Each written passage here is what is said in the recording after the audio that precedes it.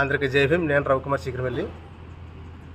ఈరోజు ఒక ముఖ్యమైన విషయం చెప్తున్నాను. ఇది చాలా ఇంపార్టెంట్. ముఖ్యంగా ముమ్మడివరం నియోజకవర్గ ప్రజలందరూ కూడా వినాలి.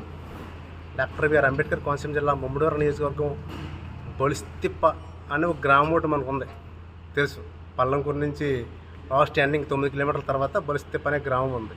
ఆ బొలిస్తిప్ప అనే గ్రామంలో చివరిలో ఒకటి ఉంటుంది, ఎస్సీ పేట.